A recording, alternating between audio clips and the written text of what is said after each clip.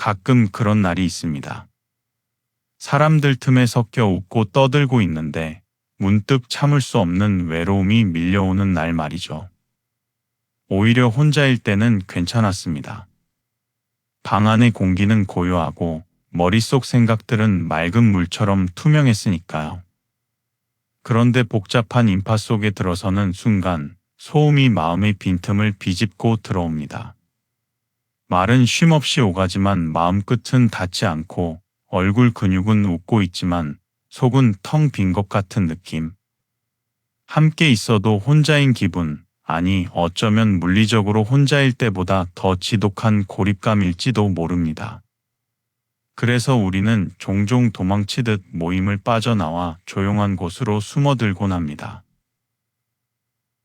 19세기 독일의 철학자 아르투어 쇼펜하우어는 평생 이 묘한 감정을 품고 살았습니다. 그는 고독을 두려워하지 않았습니다. 오히려 그 적막 속에서 진짜 자신을 발견했죠.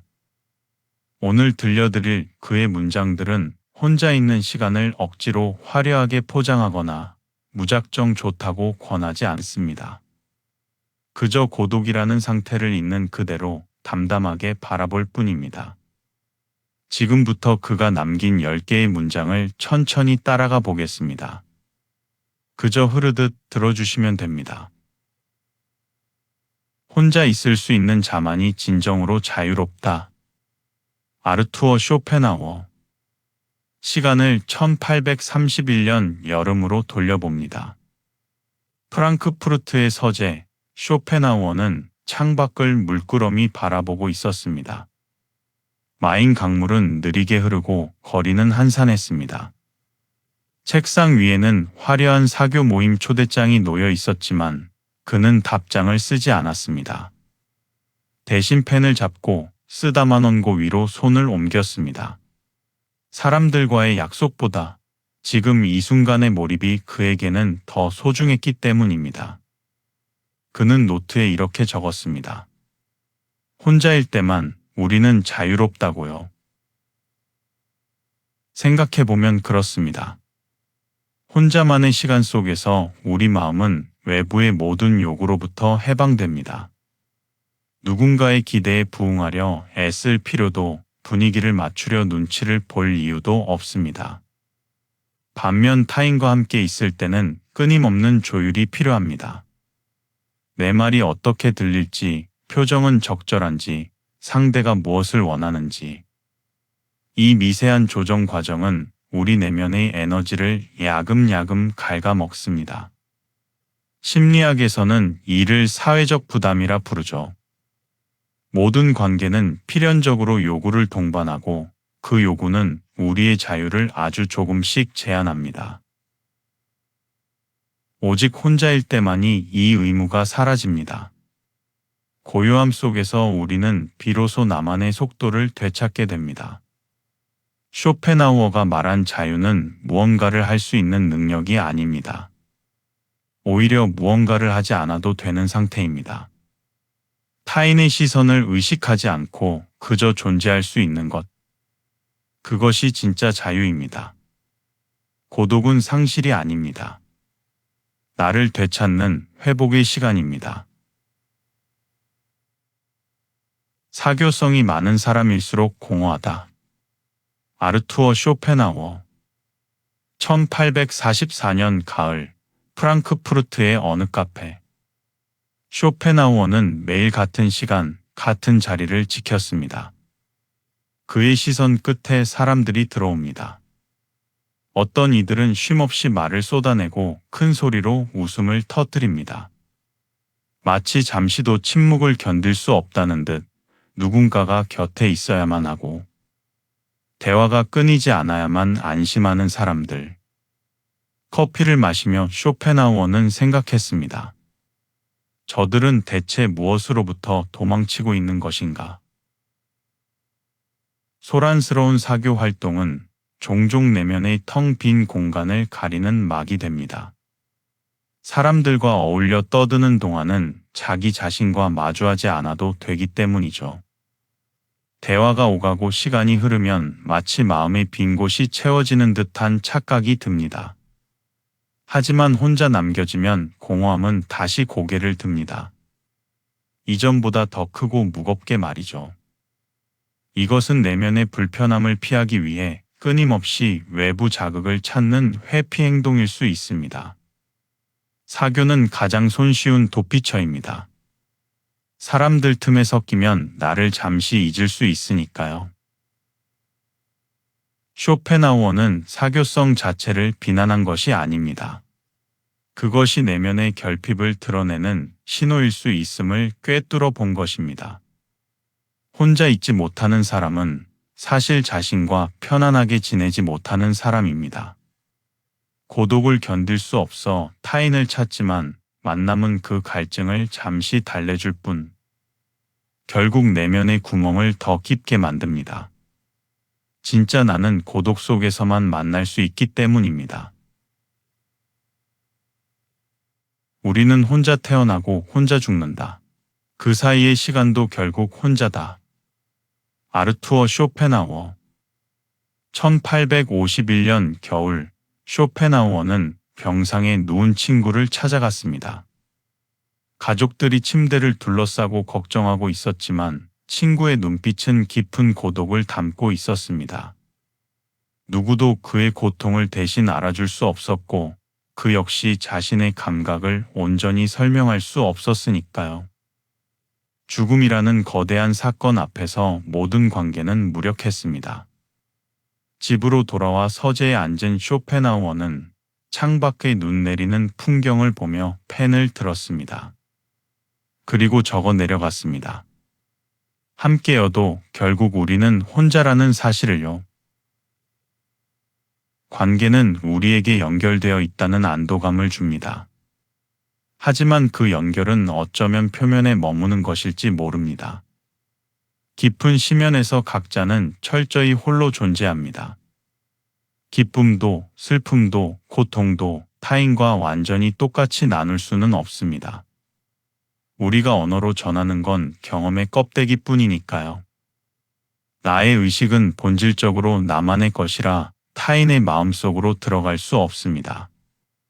공감은 할 수 있어도 완전한 이해는 불가능합니다. 그래서 인간은 근본적으로 혼자일 수밖에 없습니다. 하지만 쇼펜하우어에게 이 고독은 비극이 아니었습니다. 피할 수 없는 사실이었습니다.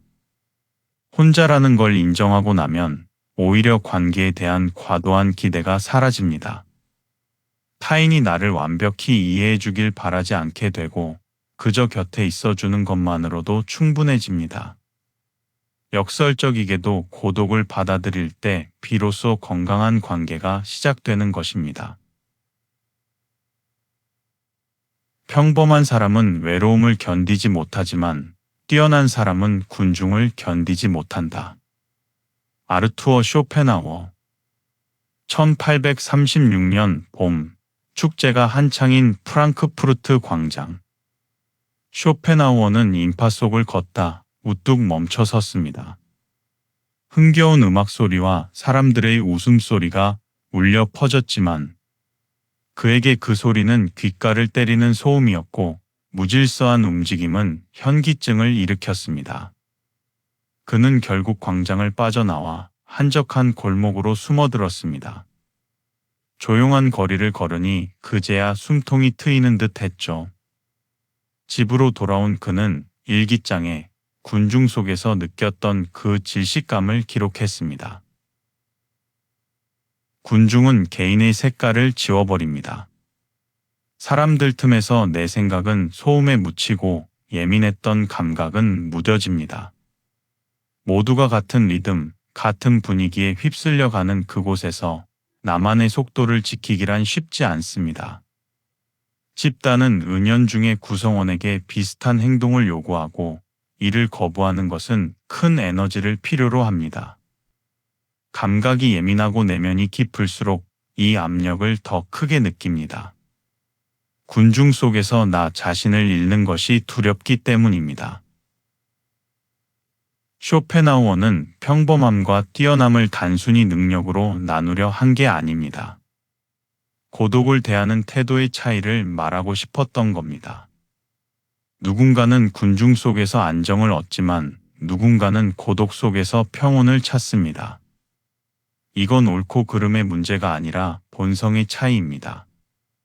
다만 고독을 견디는 사람은 자기 내면과 사이가 좋은 사람입니다. 그 편안함은 외부의 자극 없이도 흔들리지 않는 단단함을 의미합니다. 자신과 함께 있을 줄 아는 사람만이 타인과 제대로 함께 있을 수 있다. 아르투어 쇼펜하우어 1840년 여름, 쇼펜하우어는 오랜 친구와 마주 앉아 차를 마시고 있었습니다. 친구는 쉼없이 말을 이어갔고 쇼펜하우어는 그저 듣고만 있었죠. 말은 많았지만 알맹이가 없었습니다. 친구는 그저 침묵이 두려워 그 공백을 의미 없는 소리들로 메우고 있을 뿐이었습니다.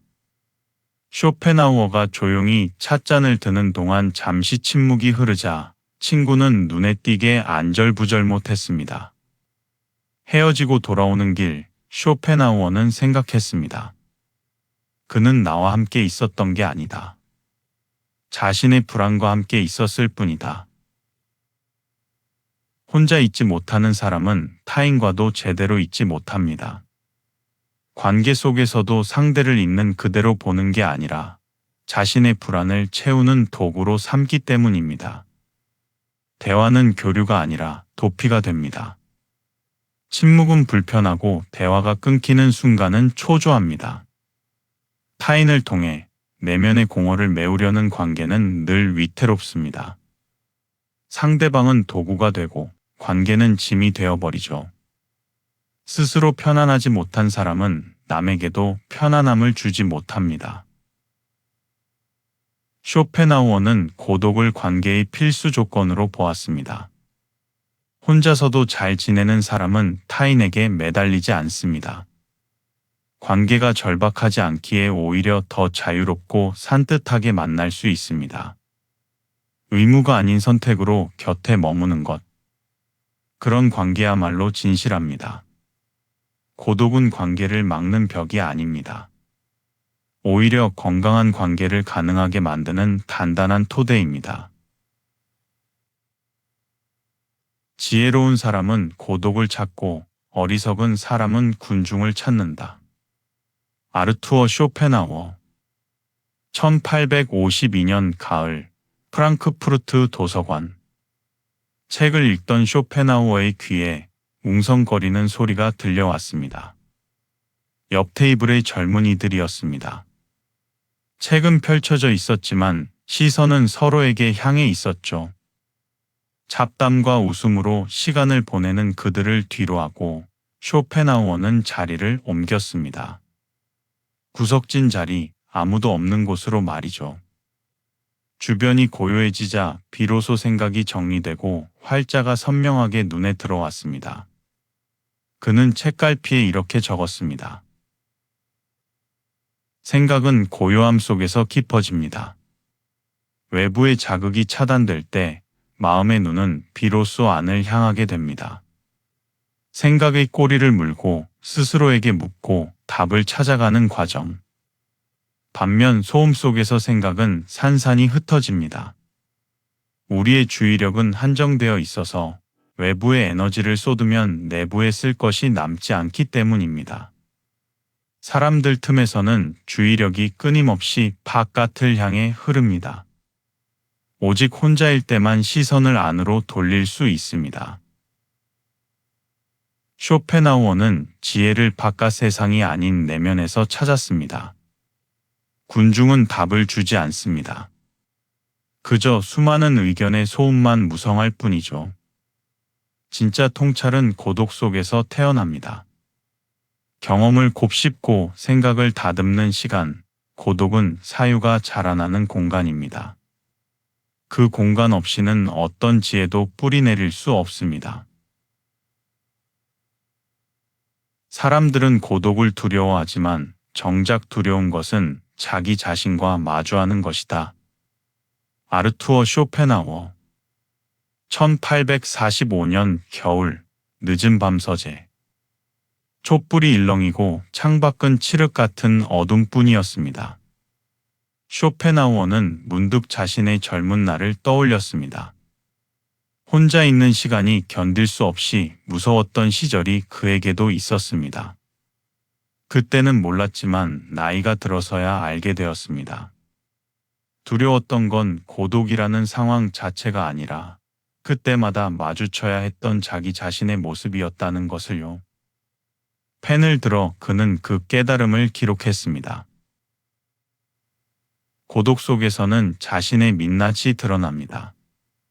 타인과 함께 있을 때는 사회적 역할이라는 가면 뒤에 숨을 수 있지만 혼자 있으면 숨을 곳이 없습니다. 불안, 공허, 지난날의 후회가 선명하게 보입니다. 이것이 고독을 무섭게 만듭니다. 사람은 본능적으로 불편한 감정을 마주하기 싫어하니까요. 그래서 우리는 끊임없이 무언가로 시간을 채웁니다. 사람을 만나고 TV를 켜고 스마트폰 화면을 훑어내립니다. 고독을 피하는 게 아니라 사실은 나 자신을 피하고 있는 것입니다. 쇼펜하우어는 이 두려움을 넘어서야 한다고 믿었습니다. 자신과 대면하는 일은 고통스럽지만 꼭 필요한 과정입니다. 그 시간을 거쳐야 나를 온전히 이해하고 받아들일 수 있습니다. 고독은 그 만남의 장소입니다. 도망칠 수 없는 자신과 마주 앉아 대화하는 시간. 그 시간이 쌓이면 우리는 자신과 편안해집니다. 그때 비로소 고독은 더 이상 두려움이 아니게 됩니다. 인간은 사교적 존재가 아니라 고독한 존재다. 사교는 필요하길 뿐이다. 아르투어 쇼펜하우어 1838년 봄, 쇼펜하우어는 오랜만에 사교 모임에 나갔습니다. 사람들은 그를 반겨주었고 대화는 매끄럽게 이어졌습니다. 처음엔 괜찮았습니다. 하지만 시간이 갈수록 설명할 수 없는 피로가 몰려왔습니다. 같은 이야기가 맴돌고 웃음은 기계적으로 변했으며 침묵은 어색하기만 했습니다. 그는 결국 일찍 자리를 떴습니다. 집으로 돌아가는 길, 발걸음이 한결 가벼워졌습니다. 서재에서 혼자 책을 읽는 시간이 훨씬 편안했기 때문이죠. 그는 일기에 썼습니다. 사교는 생존을 위한 수단입니다. 정보를 얻고 협력을 구하기 위해 필요하죠. 하지만 우리가 본능적으로 그것을 원해서 하는 건 아닐지 모릅니다. 많은 이들이 만남 뒤에 피로를 호소합니다. 에너지가 바닥나고 혼자만의 시간을 간절히 원하게 되죠. 관계를 유지하는 데는 지속적인 주의와 노력이 필요하고 그 과정에서 기운이 빠져나갑니다. 내향적인 사람일수록 그 소모는 더 큽니다. 혼자일 때 비로소 충전이 시작됩니다. 쇼펜하우어는 사교 자체를 부정한 건 아닙니다. 다만 그것이 본성이 아니라 필요에 의한 것이라 보았습니다. 인간은 근본적으로 혼자이며 사교는 그 위에 덧붙여진 것일 뿐입니다. 세상은 어울림을 미덕이라 말하지만 모든 이에게 그것이 편한 건 아닙니다. 고독을 더 좋아하는 건 잘못이 아닙니다. 그저 자신의 본성을 따르는 자연스러운 일일 뿐입니다. 친구가 많다는 것은 진정한 친구가 없다는 증거다.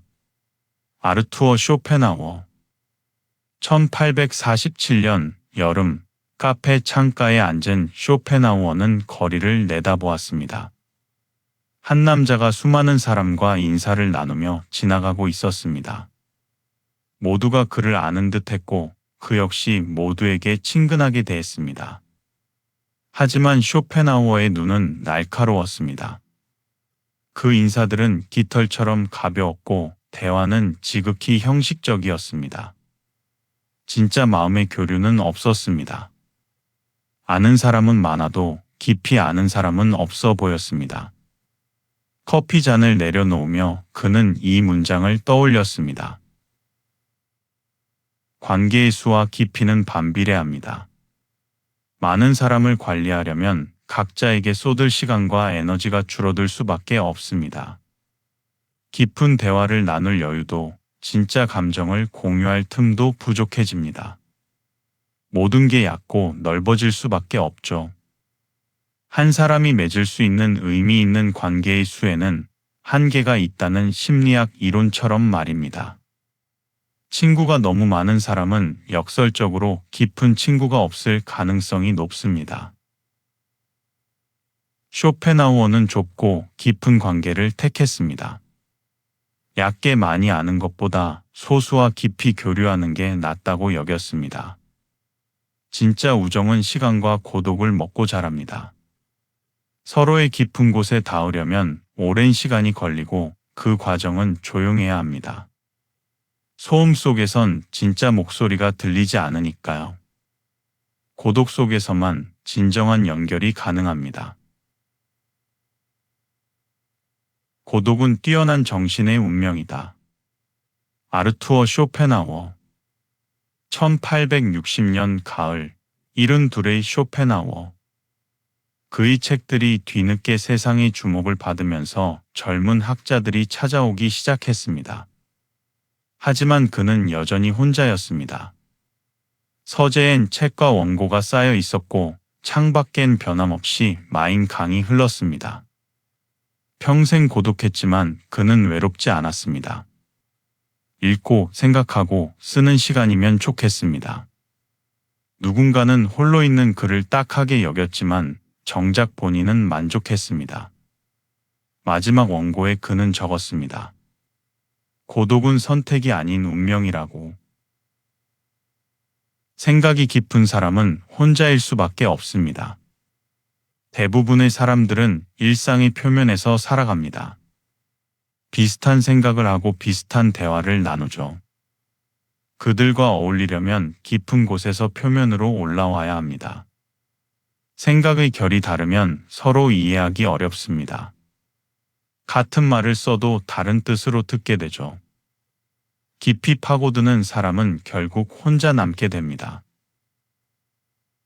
쇼펜하우어는 이 고독을 순순히 받아들였습니다. 슬퍼하거나 거부하지 않았습니다. 고독은 깊이 있는 삶을 살기 위해 치러야 할 대가였습니다. 얕은 관계 속에서 표류하느니 혼자 깊이 잠기기를 택했습니다. 고독은 운명이자 선물이었습니다. 그 고요함 속에서 그는 자신을 완성해 나갔습니다. 지금까지 쇼펜하우어가 남긴 10개의 문장을 함께 지나왔습니다. 평생 고독을 끌어안으며 그 안에서 길어올린 말들이었습니다. 그는 우리에게 말했습니다. 혼자 설 수 있어야 비로소 자유롭다고. 소란스러운 사교는 어쩌면 공허를 감추는 가면일 수 있다고. 우리는 결국 혼자이며 군중을 견디지 못하는 건 잘못된 게 아니라고 말이죠.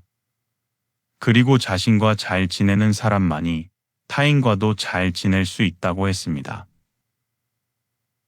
그가 본 진실은 하나였습니다. 고독은 피해야 할 불행이 아니라 받아들여야 할 삶의 조건이라는 것입니다. 혼자 있는 시간 속에서 우리는 비로소 진짜 자신을 만나고 자유를 숨쉽니다. 어떠신가요? 고독의 모습이 조금은 더 편안하게 느껴지시나요? 여전히 쓸쓸할 수는 있겠지만 적어도 고독이 부족함이나 결핍은 아니라는 걸 알게 되었습니다. 지금 이 순간 혼자라면 그것으로 충분합니다. 시간이 지나 명언이 된 이 말들은 들을 때마다 많은 생각을 남깁니다. 같은 주제로 다시 고민이 된다면 언제든 흐르듯 들어도 좋습니다.